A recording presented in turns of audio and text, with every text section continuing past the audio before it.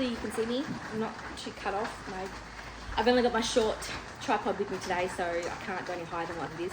Hi, how are you? Hi, it's been a while. I know, I say that every single time I come on here. Sorry, I'm inconsistent. What can I say? It is the new year. Welcome to 2025. Happy New Year. What's been going on with me? A lot of, relaxing at home and doing, holiday stuff. A few workshops here and there, Christmas things. I think, the last time I was on here was probably way back in October, maybe November. So, yeah, what I'm doing back here in the studio, I'm going to start that again. I am back in the studio. Everything, it's like early January now. Things are starting to go back to normal. Routines are starting to go back to normal. And so I hope you can hear me over the rain. It's been really hot here in Melbourne the last week, but today glorious rain has come, and so it's really nice and cool and refreshing, and it's lovely here in my studio today. So, new year, new me.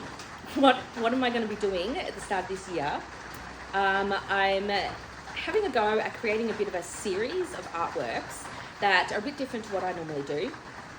If you follow me on Patreon, there is a link in the description if you want to, have a look at it. But if you follow me on Patreon, you would have known that back in November, I started a little project called Narrative November, where I worked on a series of little sketches and things in my sketchbook, based around narrative art.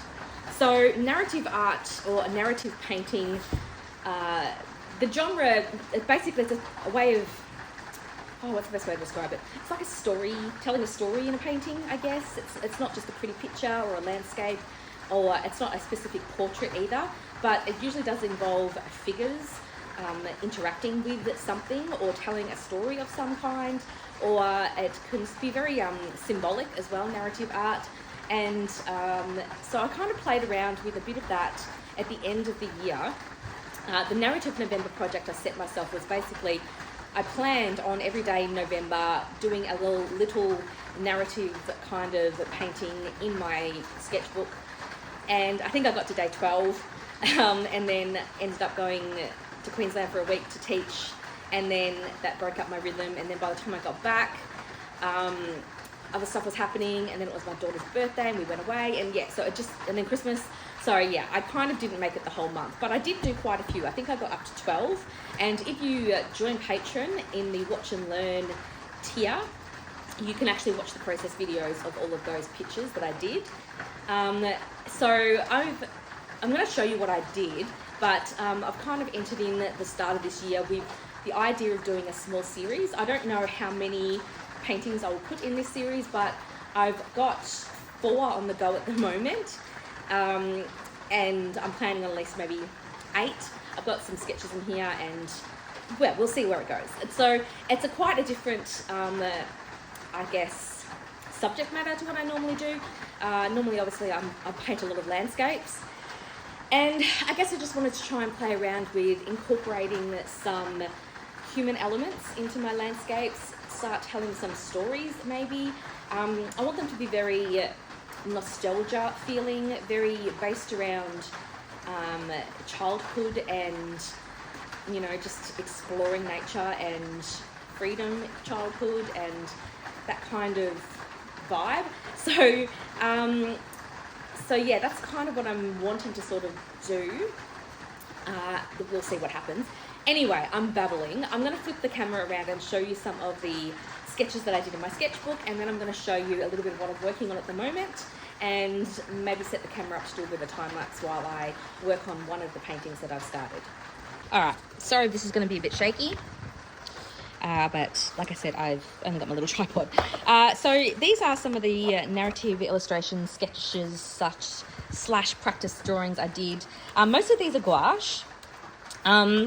But my goal was to try and work out a way to incorporate figure studies in with my natural style of painting. So obviously I don't want to go into too much detail with these. I want them to be quite gestural and suggestive. And so this is what, This is a sort of like really loose representations of forms, is what I was trying to get at. So this was back on the 28th of October when I did this one. And so this one wasn't part of Narrative November, but this started it off. So I had a bit of an inspiration to do this. These are my two boys, quite a few years ago now. This one is now 22 and this one is now 14. But I wanted to sort of, had a go at this, and I thought, hey, let's make this into a bit of a project. So yeah, the original plan with Narrative November was to do one of these every day for November, but I didn't really make it all the way to November. But these are the ones that I did do. This one I really like. This was a bit of a compilation picture. So this is my son when he was in kinder with his Easter bonnet hat that he made, kind of in front of our house, but I've sort of played around a little bit with a different background. This again was a picture of this, my son and my mum at the beach. So I wanted these to sort of have this kind of nostalgia feeling to them, and to give that feeling of, nothing's too deep. Everything's slightly soft, a little bit out of focus, a little bit blurred, but you can still see enough of what's happening to work out what's going on in the picture. This one here actually inspired the idea of the compositions for a lot of the ones I'm working on at the moment, which I'll go over and show you in a minute. This is my kitty in front of the window. This was based on a picture of my dad, my mum, and my youngest with a bit of a bonfire. So narrative art, it's really about storytelling and about creating a sense of something happening in the scene that is interesting. It shows a relationship, or it's talking about something, or it's telling some kind of story, but at the same time not too specific. I guess a lot of narrative art usually is actually quite religious and symbolic. So back in the days of Da Vinci and Baroque sort of style art, that was very narrative and sort of drew from myths and legends and stories and created sort of scenes out of that. I'm working mostly from old photos of my family and myself and my kids, to create that feeling of nostalgia in childhood. That's the sort of narrative inspiration that I'm going with here. So here's another one of my daughter and a couple of my stepkids at the beach. This is my daughter under a blanket. So this was a combination of collage and gouache. It was a bit of an experimental one. That's it. Again, another sort of experimental one. This one I think I am going to be painting larger as a part of this series. I really love this little photo I have of them, my two boys, floating in the river in this tire. I actually did a painting including this many years ago. I'll see if I can find it in the archives. If I can, I'll pop it up on the screen now. I know it sold a very long time ago, but I want to sort of revisit this scene. This one is oil pastel. Here I'm kind of playing with a bit of surrealism as well, playing with scale, so making him very large and the landscape quite small. I'm not sure if it works or not, but that's what I did. That was the reference photo for this one here. Playing around with colours in this one and trying to simplify the faces and get things sort of looking a little bit more gestural. This is oil pastel, so it's a bit messy. This is watercolour. This was again a very loose sketch that I did of, this was of some of my students at my last Greece retreat, having dinner. And just here is just a few real quick gestural kind of drawings from photos. And yeah, here we have the makings of some of the sketches of the series that I'm working on. So over here, this is the first official painting in the series. I actually painted this just before Christmas. Sorry, there's a bit of a cobweb hanging down there. I painted this just before Christmas. This is actually oil on canvas, which is another thing I forgot to mention. I'm going to make these oil paintings just to, again, play around with a different medium. I really love the texture of oil paint. I always have. And so I kind of wanted to get back into it again. And so you can see this is a painting. This is my son playing in the river where we live. I really loved the light that was coming through. It's not quite finished. It's now dry. Obviously I painted this quite a few weeks ago now. And so I need to come back in and add some more highlights and just polish it a little bit. But I really like the movement of the water, the colors, just the vague representation of features. You know, nothing is too... I know that's my son, but at the same time, it's not a portrait. He just happens to be the model in the painting. So that's what I was working on, and that's the first kind of painting that's in this series. And now I'm gonna head over to the other side of the studio and show you what I'm working on at the moment. Right, so I have 3 paintings at the underpainting stage. So there's these 2 square ones over here, and then there's this one which is portrait. So these are all, at the moment, this is an acrylic underpainting. So I'm going to build the painting up with acrylic first, and then bring in a layer of oil paint. I'm using water-soluble oil paint because I found that my body doesn't really like terps anymore. It gives me a headache. So I'm having to switch over to water-based oils, and I've been playing with these for quite some time. I've got a few videos already on here doing some landscapes and things with them. And so I'm going to break them out again to work on these. This is another reason why I've kept these scale quite small. I'm not quite brave enough to do oil paintings that are like, you know, this size yet. I'm a bit squeaky with my oil paint, and so I need to get back into the habit of using it before I'll be brave enough to do some larger artworks. But I do definitely want to explore some larger compositions in this series of narrative paintings. So yeah, you can see obviously these 3 have a similar theme in that it's, you know, children climbing trees. Again, nostalgia, childhood, that's the kind of themes that I'm wanting to go with here. And these are all based on photos of my children when they were younger. And so this is just the really loose underpainting, just to get the composition happening and get a bit of values, so I can sort of step back from it and see, make sure everything's going to work before I commit myself to putting too much effort in. Yeah, same with these here. These are just really simple acrylic underpaintings. And yeah, so that's what I'm up to at the moment. So let me I think I'm going to work on this one now. I've got my iced tea brewing here using let me just focus here, my, you know, paintbrush to hold up my tea bags. This is like a cold brew tea. Because I don't really feel like a hot drink. I'm going to have a nice cool drink. So I've got that brewing away, and I'm going to fill a cup and sit down and work on this one. So this is my palette I've got set up here. I'm using the Winsor & Newton water, sorry, get that in focus, water mixable oil colours. I also have some of these Cobra brand water mixable oils, which are also really good. These are a bit more affordable than the Winsor & Newton ones. These are actually donated to me from the brand, Royal Talons, to test out, and I've found them to be really good actually. I'm quite happy with them, so I will probably purchase some more of these. Colour-wise, I've got a pretty simple palette of, what do we have here? They've got ultramarine blue, phthalo blue. This one here is the permanent red violet. I have a cadmium red, yellow ochre. Sorry, I'm trying to get this in focus. Cadmium red, yellow ochre. That one is a cadmium yellow pale and white. So it's a very simple limited palette. So 2 blues, 2 reds, 2 yellows, and some white. And I'm going to stick to this limited palette for all of these paintings, just so they have a bit of a cohesive feeling to them with the colour story.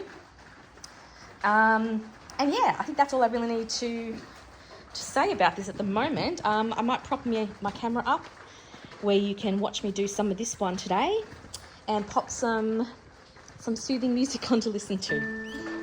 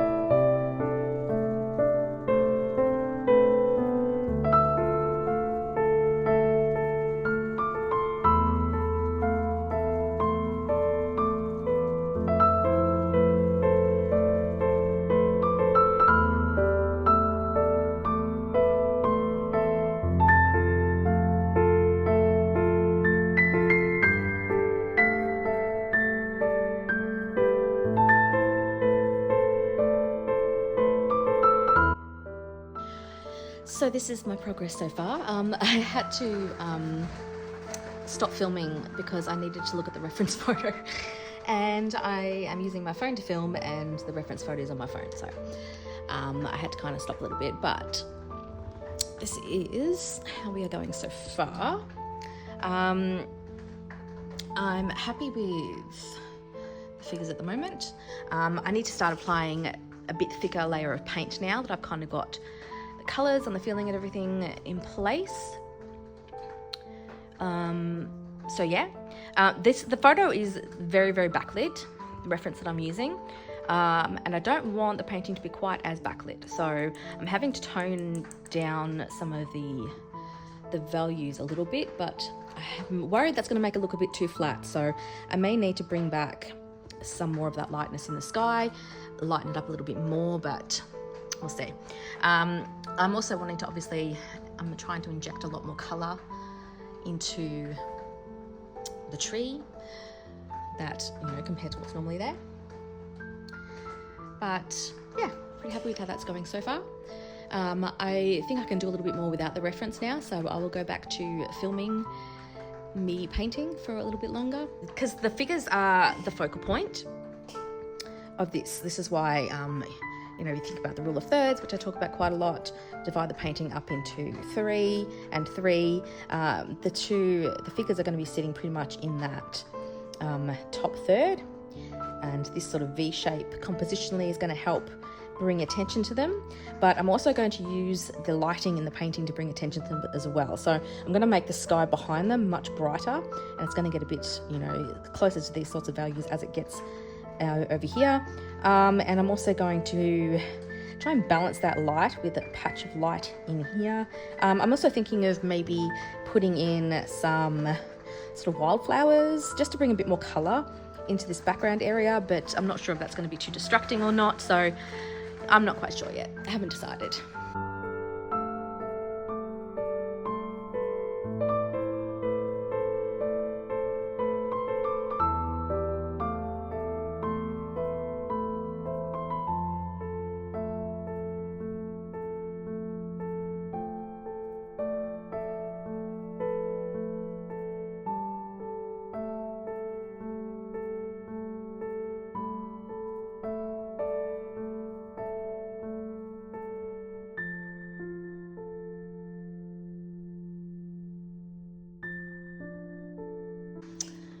next progress report.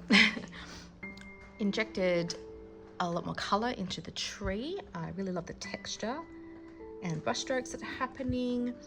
I'm thinking, although in the reference photo, the t-shirt here is quite grey, I think I need to change it because it doesn't stand out enough. There's not enough contrast there.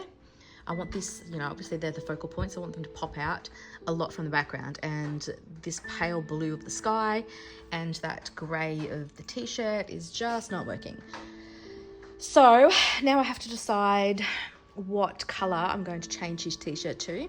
I don't mind hers staying white. I might put a pattern on it though, maybe. I'm thinking some stripes or something, just again to pop it out a little bit from the sky. But yeah, I'm not quite sure what colour just yet. If we think about colour theory, the obvious answer would be something like a warm colour, like maybe even a yellow or mustardy yellow colour, because the sky is very blue, and we're working with opposites, so the opposite of blue is an orangey colour. I think yellow would be a bit too much, but I could possibly come in with more of like a yellowish colour, and that's then going to make him stand out like, not a yellowish colour, I mean like a muted mustardy orange colour. That would definitely make it pop out, but then I have to think about this down here might compete with it, so maybe not. Yeah, I don't know, I'll have to think about it a little bit more to think about it. But yeah, it's also really hard to kind of resist the temptation to go in with lots of detail. I'm deliberately forcing myself to keep everything very, very loose. Like even, you know, the detail in their faces, I want to keep it really limited like that, but at the same time I do think I still need to add maybe another lighter value here and there, maybe on the hair or on, you know, the leg. I'm not quite sure of the shape of this either. Her other leg is coming down here. I think I need to make that a bit brighter and maybe indicate the other shoe, fix up the shape of the shoe. So there's bits and pieces that need doing to fix, you know, or to not fix necessarily, but to get this finished. But I think for now I'm going to leave it. So I also wanted to just quickly talk about some inspiration that I'm drawing from. This is a book all about Sorolla. I think I did a video about this book a while ago. And so I really wanted to channel his painting style and his use of colour and light. We'll get that so it's not quite so shiny. So you can see that beautiful brush texture that he's got. Now he does a lot of figures normally in his work. This is a book of just his landscapes or his gardenscapes. Let me see if I can find, there is one in here where there's some ladies in the garden. Let me see if I can find it. Oh, some kids playing in the garden. There we go. Like this kind of beautiful narrative paintings with, you know, the light and the shadows and the textures. Sorry, it's really, that's better. I'll hold the book up so the light's not quite so in your face. So you can see the simplified faces and the really impasto kind of gestures of these paintings. This is really what I'm channeling and using as my inspiration.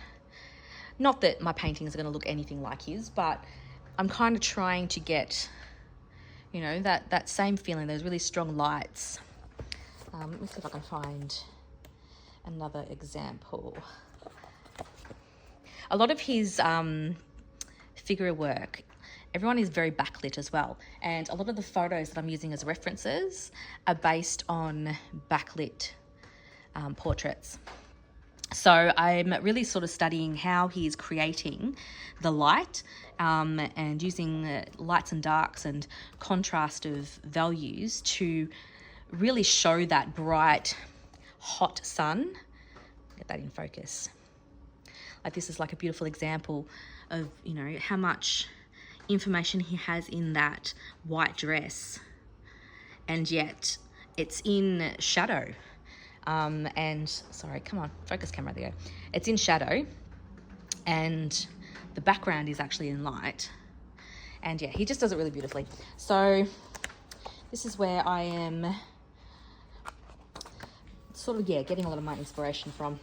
I really want to order another one of these books of his paintings with more people, because it's generally what he was a figurative painter generally, well, generally speaking. And so I don't have a book with any of his real figure paintings in it. So it'd be nice to get that, just so I can have a real close look at how he painted, you know, children in the water and children on the beach and that. So, but yes, you can sort of see the inspiration for the, sorry, I think I'm getting too close, the brush strokes and the sort of more impasto kind of paint.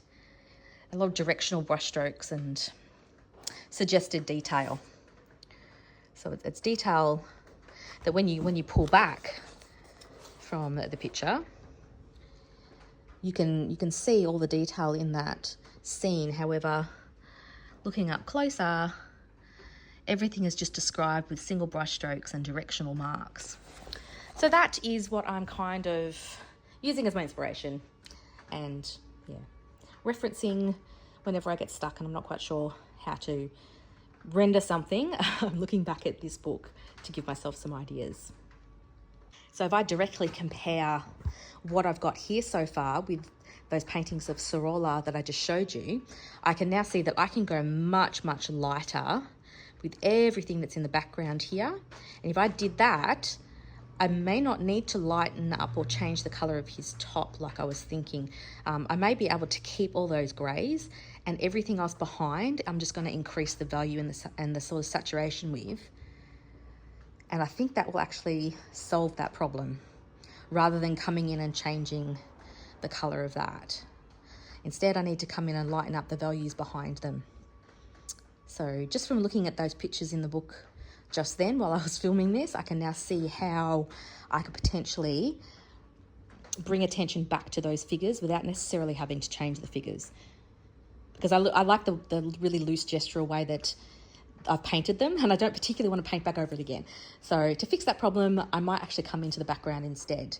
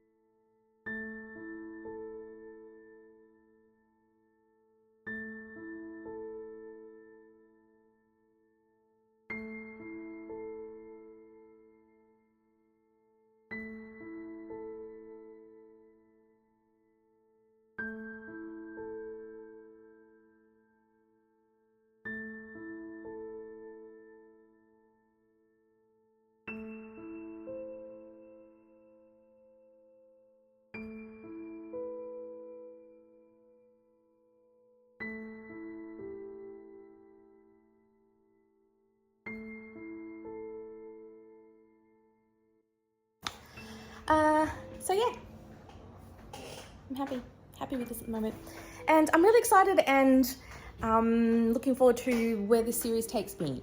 I feel motivated again at the moment.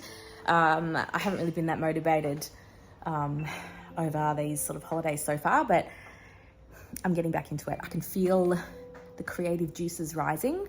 Yeah, so hopefully, fingers crossed, it won't be too much longer before I pop back in and see you guys again. But thank you for joining me. I hope this was a nice little update of what I'm doing at the moment. And if you want to see this guy finished, make sure you follow me on Instagram, because I always post new artworks up on there before anywhere else, really. And once again, if you're wanting to watch the videos of the narrative paintings I did in my sketchbook for Narrative November, you can join Patreon to watch those. The link to Patreon is down below. So yeah, it was good talking to you all again. Bye.